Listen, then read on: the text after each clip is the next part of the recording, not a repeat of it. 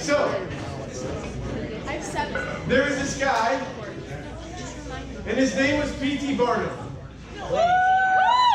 And P.T. Barnum had this idea of creating a traveling oddity museum, just trying to find the most random things that he possibly could and tour with it in order to attract a crowd. Now, this seems to me like a weird thing, like this is a weird way to try and attract a crowd, but for him, he's like, you know what, I have this idea and I'm going to go for it, and it worked. You see, he would go and he would find these people who, by most standards, people would say these people are freaks. These people are not the kind of people that you would want to come across on your own without any sort of context. They would probably freak you out. I watched a video this week of like the top 10 acts that P.T. Barnum brought in. There's some weird ones. There was legitimately a girl with 4 legs. Like, she, I should have put the picture up. She was a twin, but something happened, and so she had 4 legs. Like, it wasn't like 4 legs. It was like 4 legs, and it was weird looking. He found one guy who weighed like 43 pounds. He was called the human skeleton. He had a knack. Now, granted, these people were making pretty good money to be in his circus, but the idea was he was going to find people that normally wouldn't be chosen for anything. He was going to find people who normally wouldn't be the ones that people would pick or want around. And he found a ton of success as people came in droves to see his traveling circus. How many of you have ever been picked last for a team? Anybody ever been? Okay, I'm going to ask you to be a little bit vulnerable. How did that make you feel? Terrible. Terrible. That's a good. Terrible. You destroyed it? So like they picked you last and then you destroyed it. Awesome. So you got some, but in the moment, it's not great. Distraught. That's a good word, Gabe. I don't believe it. Be positive. Be positive. Okay, so generally I think we could say, outside of Judah feeling happy and with a positive attitude, most of us, if we're not really picked for stuff, feel pretty terrible in that moment. Even if it's not like dead last, but you're down there, right? You know, you're like, this isn't great. How many of you have ever been picked first for a team? Anybody? Never. Okay. So some of you are raising your hand for both, which is an interesting. I'd love to hear more about that. But when you got picked first for that team, how did that make you feel? Pretty good. That's okay. Okay.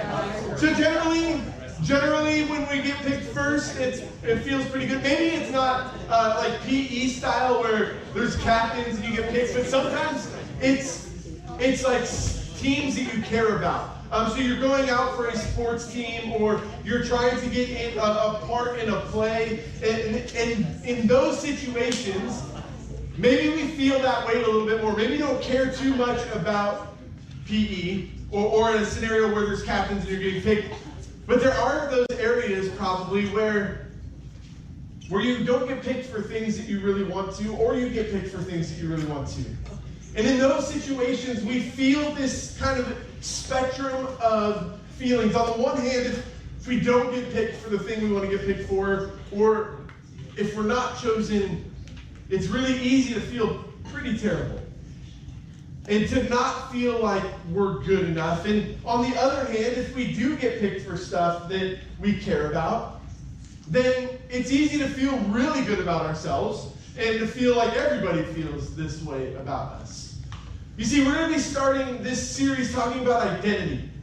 Because it's normal for us in those moments to feel sad if we didn't get picked, or to feel happy if we did. Those are normal, natural feelings, and it's not bad to experience those things.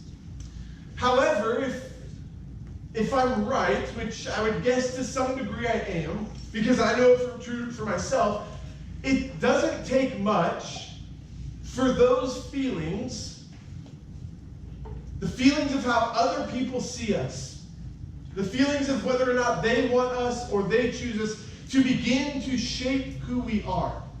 And to begin to change the way we see ourselves and change the way that we act. I'm guessing some of you know people who have changed once they got popular. Like something happened to them and then they changed. They were no longer who they used to be. Being popular, having people like them, fitting in with a certain crowd changed them. Has anyone ever known anybody like that? Some of you are like, that might be me. But the reality is, if we're not careful, we can give those ideas about us too much weight. Sometimes we let those moments of excitement or disappointment begin to shape our identities. We allow our identities to become wrapped up in how other people see us and how other people think about us. When I was in junior high and high school, I feel like this was a never-ending story of me. That I was always, I don't think friends have changed that much over time, because the way that I treated my friends is a lot of what I witnessed with you guys. That there's this sarcastic nature to friendship, where it's like, I really like you, but if someone didn't know that, you would not be able to tell it all by the words we use with each other. It's like, oh, you suck, you're the worst. That's just the way we talk to each other. And usually in your group of friends, there's one person who takes the brunt of that. And if you can't identify that other person, it might be you, right? You know that there's that person that you love them, but you just know they're going to get most of the jokes directed at them. They're going to get made fun of a little bit more than everybody else. But then there's those moments. There's those moments where the focus shifts to you. Where you do something and you have that moment instantaneous where you're like, oh no, it's coming. I know these people love me, but it's coming. And for me, I always struggled for that moment. I always struggled in that moment because as soon as that moment happened, it began to feel like, is this what they really think? There's part of me that feels like sarcasm and joking is a veiled way of telling the truth. Like we just kind of wait for the moment to let someone know kind of how we feel. Maybe not fully. Maybe I don't fully believe this about that person, but there might be a hint of truth behind it. And I know that because there's times in my life where I have done that, where I'm like, I'm going to use this moment to jump in and say something sarcastic, to get a laugh, kind of a joke, but there's some truth to it. And when those moments get to me, it terrifies me. Because I go, is this really what people think of me? Is this how they really see me? And sometimes it's not even nice people. Sometimes it's just like there's jerks in the world, and they have no problem telling you what they think of you. And it's really easy in those moments for me to begin to think, is this who I really am? Is this what people think of me? Is this how the world sees me? And if I allow myself to, which I have done a lot, I begin to think this is who I really am. What people say about me is true. And so I begin to focus on things about myself that other people don't like. And I begin to not like them about myself. I begin to devalue myself and find myself feeling pretty terrible. Because this is how everybody feels about me. Is that true? No. But that's where I let my mind go. I let my identity become wrapped up to what other people think about me. And there's arrogant people on the other side of the spectrum who allow people who just always tell them, oh, you're the best, you're the best, you're the best. And they begin to think, oh, I am the best. And they carry themselves a certain way, and you're like, I can't stand you. Because they just have this arrogance about them. That's the other end of the spectrum. They've allowed what other people have said about them. Maybe it's their parents. They're like, you're the best, you're the best, you're the best. And my mom and dad said I'm the best, I'm the best. These are the people that go on American Idol, and they're not the best. But they've been told that they're the best. That's the other end of the spectrum. And what I've begun to find is that identity is a very fragile thing. Identity is something that seems like some days I feel really good about myself, and some days I feel terrible about myself, and I'm not really sure what is most true about me. I'm not sure where I actually feel like I land, but what I do know is that I care way too much about what other people think about me. Is there anyone who can relate to that? Yeah. It feels like every day I wake up and I'm like, okay, here's who other people want me to be today, so I'm going to be that. And it's really easy to lose the most important viewpoint in all of it. And so tonight what I want us to do is I want us to spend some time looking at what is our real identity based off of what God says about us. There's a lot of different places that we can go to look at this, but I'm going to look at a couple tonight, and then you'll have a few that you can look at in your small groups. But the first one we're going to look at is at the very beginning. The very beginning of the Bible. Turn to Genesis chapter 1. Genesis chapter 1, we're going to look at verses 27 through 31. These are not going to be new verses for most of us, but they are important verses for understanding who we are. So here's what I want you to do. I'm going to ask you a question at the end of this reading of who does God say that we are? So listen for that as we read through this. Look at this through this lens. So God created mankind in his own image. In the image of God, he created them. Male and female, he created them. God blessed them and said to them, be fruitful and increase in number. Fill the earth and subdue it. Rule over the fish in the sea and the birds in the sky and over every living creature that moves on the ground. Then God said, I give you every seed-bearing plant on the face of the whole earth and every tree that has fruit with seed in it. They will be yours for food. And all the beasts of the earth and all the birds in the sky and all the creatures that move along the ground, everything that has the breath of life in it. I give every green plant for food. And it was so. God saw all that he had made, and it was very good. And there was evening, and there was morning, the sixth day. So as you listen to that, what's something that God says about who you are?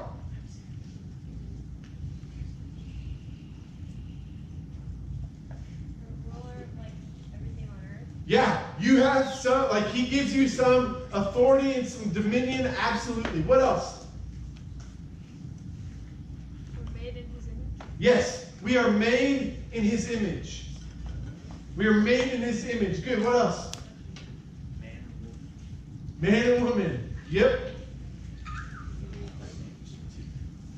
Very last verse, what does it say? Very good. Very good. So when God creates, right, this is the first time that humans show up on the scene. And God creates. And he does something that he doesn't do with anything else in all creation. He creates these people, this man in his image and in his likeness. There's something special about people that doesn't inhabit any other thing that's created, and it's the image of God. Which means that one of the most true things about you is that you are made and created in the image of God. But he follows that up. He looks at it. He looks at all of his creation, of which you are a part, and he says, this is very good. God looks at you, and he sees someone created in his image that is very good. That's an important place to start. That when we talk about God and we talk about how God sees you, he sees you as an image bearer of his who's very good.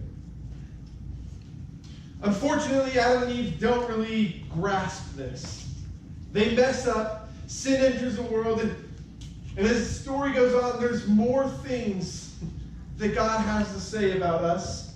The next thing we're going to look at is in Romans chapter 5. Romans chapter 5. We're going to look at verses 6 through 8. Again, we're going to do the same thing. Look for what does God say about us.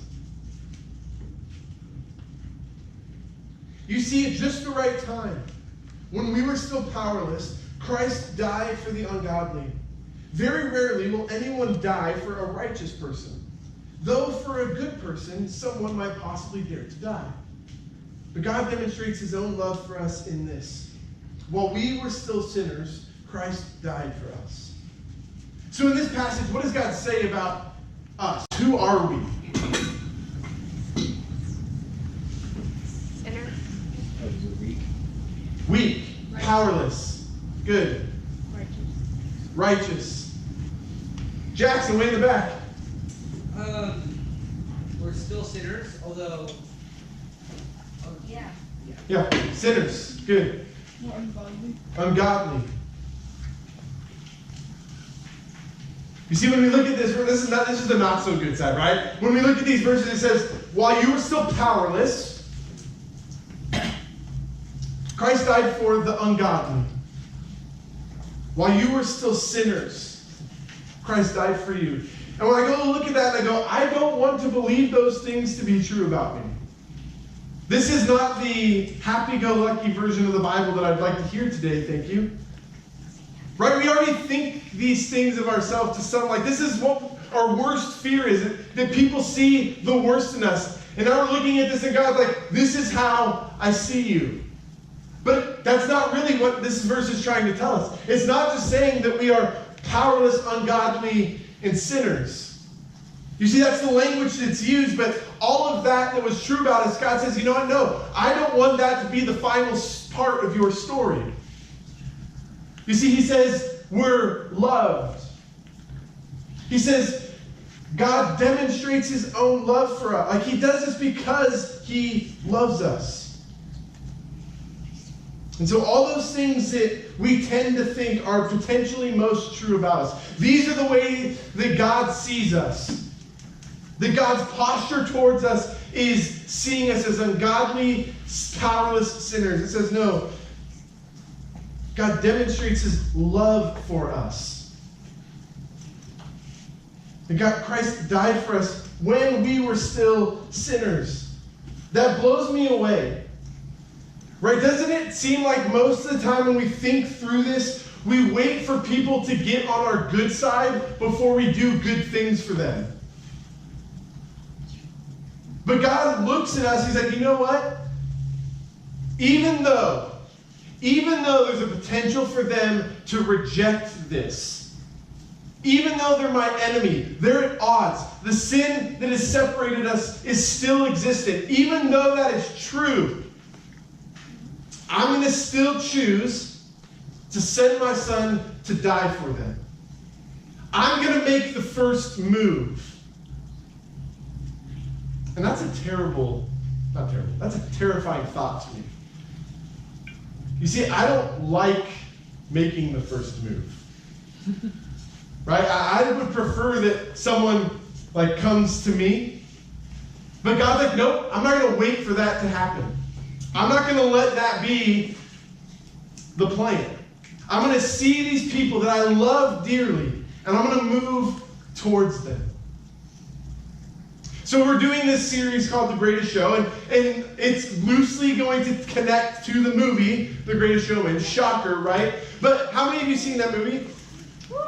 Okay, so after researching this week, I like the movie P.T. Barnum more than I think I would actually like real life P.T. Barnum. He seemed like a pretty shady dude. So just pretend like that's actually P.T. Barnum, right? Because in this movie, he seems like a really good guy. He goes to these people who are rejected by society, who have been told that they're freaks, who have basically adapted their identities around what the world has said about them.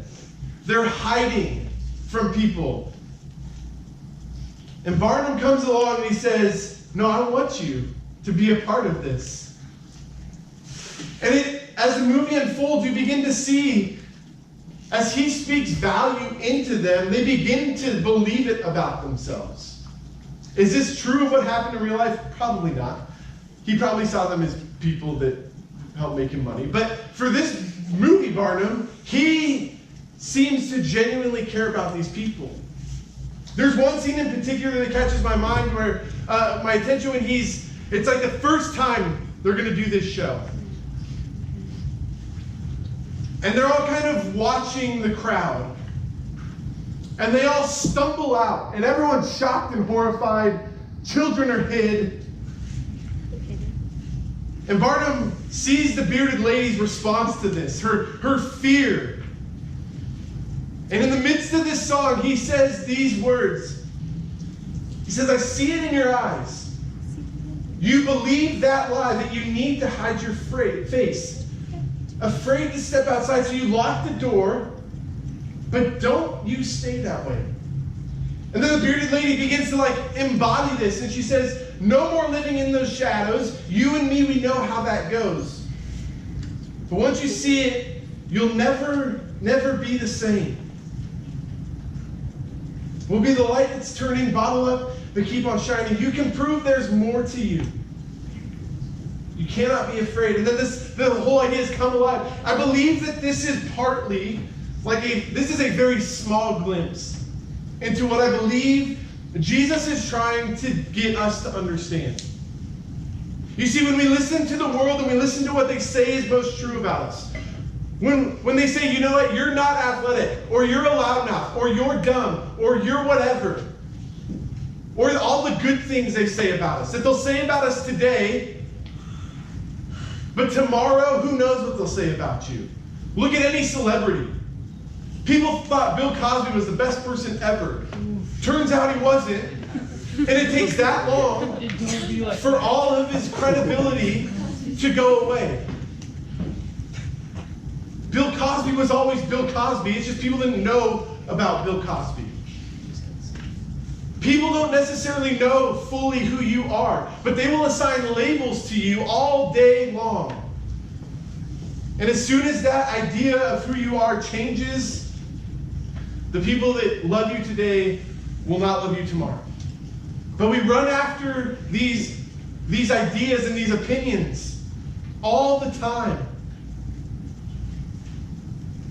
You see, when I was in high school, there was this girl that I really liked. And of course, she had a boyfriend. And this boyfriend was a giant jerk. And I'm watching this. We were really good friends. I got friend zoned hard on this one. So, I'm in the friend zone and I'm watching all this from the friend zone. And I just see this guy, and he's a jerk. I didn't like the guy, and there's probably my own issues in that whole scenario. But from my perspective, as I'm watching this relationship, I'm thinking, this guy does not treat her the way that she should be treated. If she only knew that there was someone else who would treat her so much better. Those of you in the friend zone are like, preach! This is so true! But I'm watching all of this unfold, and I'm thinking to myself, if she just knew that there was someone better, there was someone who would treat her the way that she should be treated, she would dump this guy so fast, and she would be so much better off. And as I've been thinking about this week, I keep coming back to that's so much on a much greater level. That is exactly how Jesus feels about you. That Jesus is watching you live your life. He's watching you pursue these terrible relationships with people, with money, with power, with sex, with all of these things that we're like, I'm looking for that thing to fill the void. I'm looking for that thing to give me value and identity. And we're running after those things, and we get burned over and over and over again, and we're dumb enough to keep going back. And Jesus is like, guys, I love you so much. There's a better life for you. There's an identity that is rooted in the very basic yet profound facts that you are made in God's image. That you are very good. And that you are loved beyond your wildest dreams by the one who created you. This is being spoken over you every single day.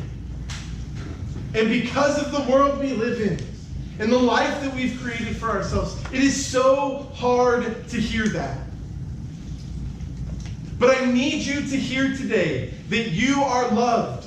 And I'm not talking about the conditional love that we have grown to know and expect.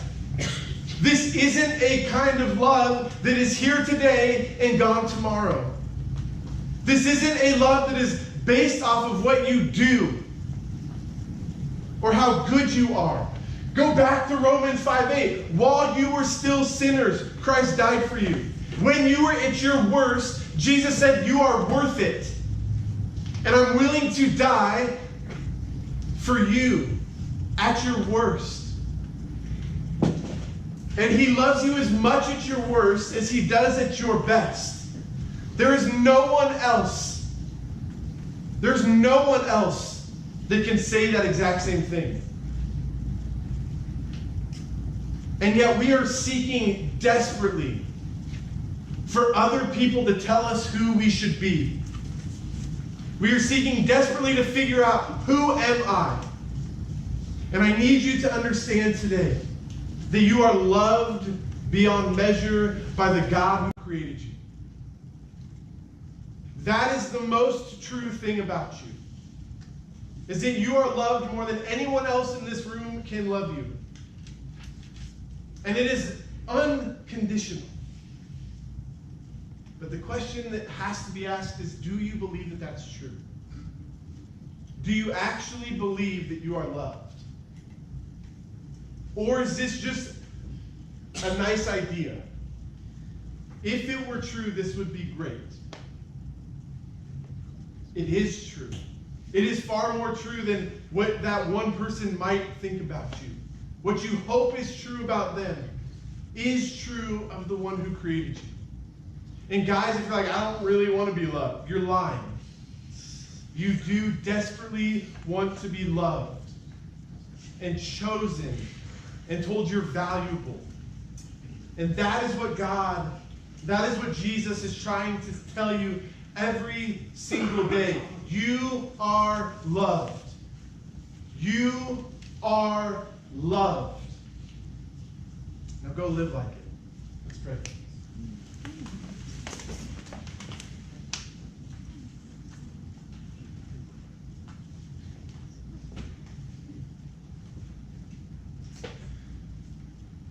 Jesus, I pray that you would break through all of the walls that have been put up. All of the things that we have done to keep you out, or all the unintentionally or intentionally. The things that we have chosen to believe about ourselves that have told us we're not good enough, that we need to do more, that we need to be this or that. Would you speak through all of that? To a place where each of these students can hear that they are loved beyond measure. Over and over again. You're singing over them. You are loved. You are loved. You are mine. You are valuable. You're made in my image. You are very good. God, would they begin to believe that so that they can begin to live out of that identity? That they would actually begin to see themselves as worth something. That they're valuable. And not because of what other people say, but because of what you say. And would they begin to see that everybody else that's around them, that you feel the exact same way about them. And so we live out of this love that you have for us. That every person in this room, and every person in our schools and in our homes, and all the places where we want to separate out, all of them have this same value spoken over them. To every single person you say, you are made in my image. You are very good and you are loved. Would we see ourselves that way? Would we see other people that way?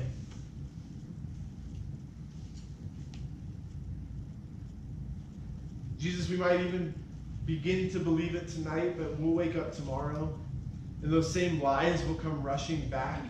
those same ideas about who we need to be and what we need to do in order to have value and identity in those things. God, would your Spirit push those things away? Would we remind ourselves every morning that the most true thing about us is that we are loved by our Creator? We love you and we pray all these things in Jesus' name. Amen. Love you guys. Love you, smart.